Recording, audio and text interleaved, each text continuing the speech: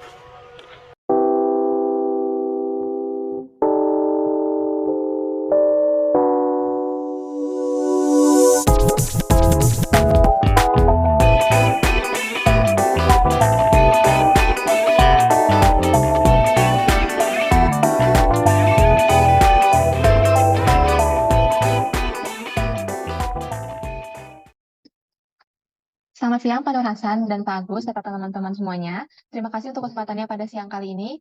Kami dari kelompok 338 Fisika Dasar 1A kelas 43. Pada video kali ini kami akan mempresentasikan hasil RBL Fisika Dasar 1A tentang konservasi energi gerak menggelinding pada bidang miring. Baik, selanjutnya sebelum memulai pada pembahasan presentasi pada kali ini, kita akan menjelaskan tujuan dan penjabaran dari RBL mengenai materi ini. Tujuan akan dibahas oleh Prabla. Oke, pada percobaan kali ini kita memiliki 3 tujuan. Yang pertama, menentukan konversi energi potensial kinetik pada peristiwa gerak di permukaan bidang miring dan membandingkannya dengan energi potensial kinetik percobaan menggunakan rekap. Yang kedua, menentukan pengaruh bentuk dan kemiringan lintasan pada waktu tempuh benda yang bergerak di permukaan bidang. Dan yang terakhir, menentukan pengaruh massa dan diameter pada energi mekanik. Teori dasar. Dalam percobaan ini terdapat beberapa konsep yang harus kami pahami sebelum memulai eksperimen dan pengambilan data, termasuk pemahaman terhadap hukum kekekalan energi dan moment inersia, beserta interkoneksinya. Diotis Masano menjelaskan bahwa hukum kekekalan energi adalah prinsip fisika yang bersifat empiris, menyatakan bahwa energi tidak dapat diciptakan atau dimusnahkan, melainkan hanya dapat diubah menjadi bentuk energi lainnya. Menurut Wimopes, moment inersia adalah ukuran resistensi suatu objek terhadap perubahan rotasinya, yang ditentukan oleh distribusi massa dari sumbu rotasi. Inersinya sama dengan sigma M R I kuadrat. Pada desain rangkaian, untuk membuat desain rangkaian ini, kami menggunakan material utama, yaitu yellowboard dan styrofoam. Pembuatan lintasan menjadi 3 jenis, yaitu pada bidang melengkung dengan amplitude 0,07 meter, dengan kemiringan 30 derajat, sisi miringnya 0,50 meter, sisi alasnya 0,40 meter.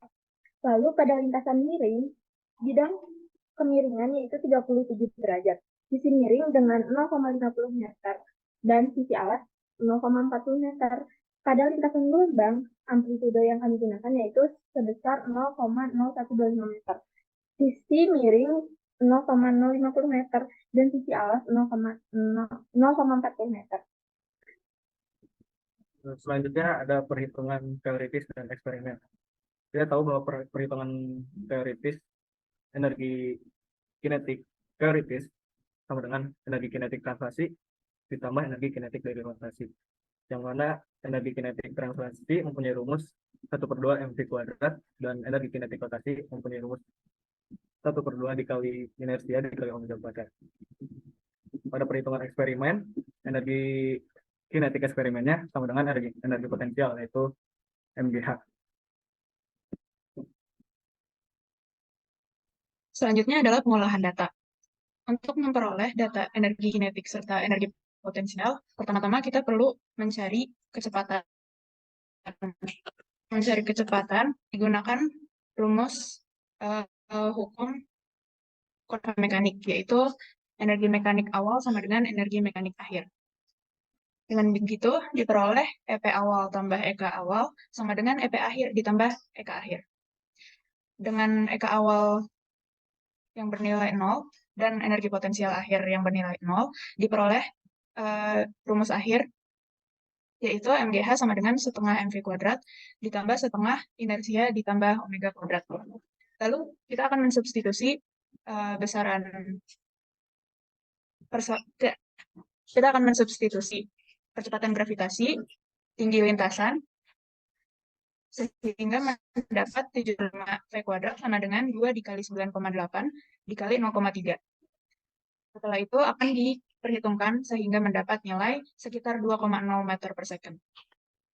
Selanjutnya, pada lintasan melengkung, perubahan energi potensial gravitasi dapat disamakan sebagai MGH. Ya. Lalu dapat diturunkan lebih lanjut sebagai EK total awal tambah perubahan energi potensial gravitasi sama dengan EK total akhir. Terakhir, pada lintasan gelombang, perubahan energi potensial dapat disamakan sebagai M dikali delta H. Ini juga dapat disamakan sebagai energi mekanik awal sama dengan energi mekanik akhir. Diturunkan lebih lanjut, akan didapatkan persamaan EK awal tambah EP awal sama dengan EK akhir sama EP akhir. Disederhanakan lebih lanjut juga akan didapatkan persamaan akhir, yaitu delta EK sama dengan EK akhir dikurangkan EK awal. Nilainya lebih besar daripada nilai energi kinetik rata-rata pada kelereng kecil.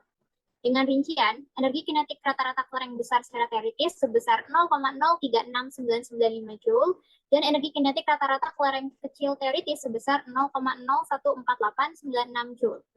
Sedangkan energi kinetik average kelereng besar eksperimen sebesar 0,02614 Joule dan energi kinetik rata-rata kelereng kecil eksperimen sebesar 0,009297666 Joule. Baik, selanjutnya akan saya lanjutkan pada poin yang keempat, yaitu jika waktu tempuh antara kelereng besar dan kelereng kecil dibandingkan, dan datanya itu dapat dilihat dari tabel 4. Hasilnya itu waktu tempuh kelereng besar lebih cepat. Seharusnya tidak demikian, dan yang seharusnya itu kecepatan kelereng yang kecil lebih cepat. Selanjutnya yang kelima, berdasarkan data pada tabel 4, waktu tempuh lintasan kurva atau melengkung sebesar 0,2167 sekon lebih cepat daripada lintasan lurus dan lintasan gelombang. Oke, yang terakhir menurut kesimpulan, pada percobaan kali ini dapat disimpulkan bahwa seperti yang kita ketahui sebelumnya dari analisis percobaan, pada data yang dilampirkan pada tabel terdapat perbedaan nilai antara data teoritis dan eksperimen, seperti pada nilai energi kinetik dan waktu tempuh. Hal itu dapat disebabkan oleh beberapa faktor, diantaranya hembusan angin dan pindaian tracker yang kurang akurat dengan catatan gaya gesek yang diabaikan. Selain itu, terdapat ketidaksesuaian hasil data pada tabel 6 pada kolom hasil eksperimen kelereng besar yang dapat disebabkan oleh human error, baik pada saat pengambilan data dan faktor eksternal seperti hembusan angin karena percobaan ini dilakukan di tempat terbuka, serta ada kesalahan aplikasi tracking yang tidak dapat membaca gerakan kelereng besar pada video dengan baik. Baik, sekian presentasi dari kelompok 338 mengenai penjabaran dan hasil tugas RBL, energi konversi energi gerak menggelinding pada bidang miring. Mohon maaf bila ada kesalahan dalam penyampaian kata-kata dari kami dalam presentasi ini. Terima kasih.